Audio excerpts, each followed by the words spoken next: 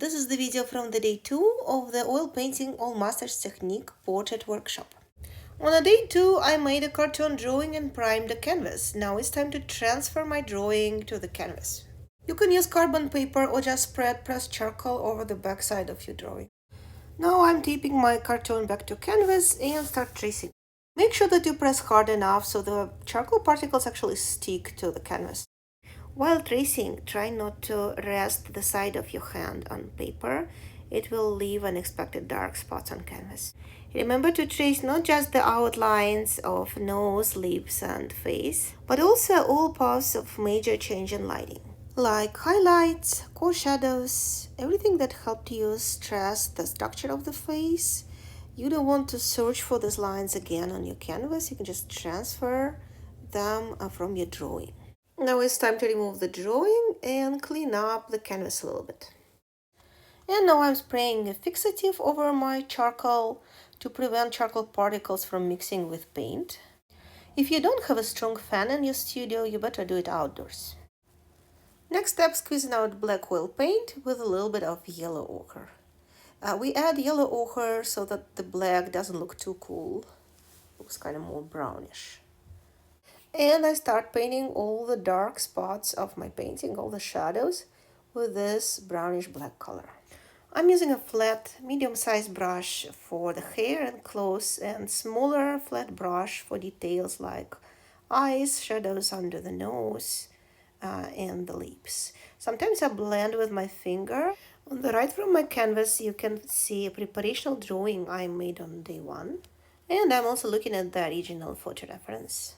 It is important that my brush is rather dry. I spread the paint I just applied to canvas with rubbing gesture, and I'm barely using any thinner. You can see that I am making halftones by applying a very thin layer of paint with my dry brush.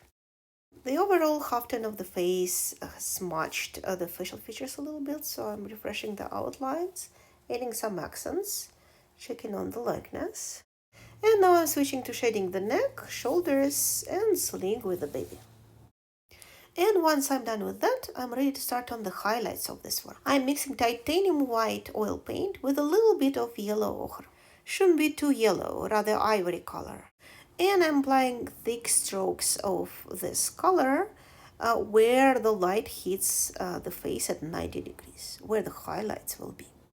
And then I start spreading this color with thin layers, so the halftones of the light on the face are made with a thinner layer, not with some darker color mixed into my white. I'm making the touches smooth and blending quite finished right away. My full-size tonal drawing helps me with it. Remember that all layers will be transparent, and whatever imperfections you will leave at this stage will be seen through. So try to shade the face at the best of your ability. You probably noticed that I often use my finger for blending. If you don't like that, you can use a brush that looks like a palm tree leaf, but you have to clean it up often. Time to paint the highlights on the sling and add details to the head and face of a baby. Also some highlights on the hair, on the necklace, slightly lighter halftone on the chest, and I'm done with my day 2 underpainting.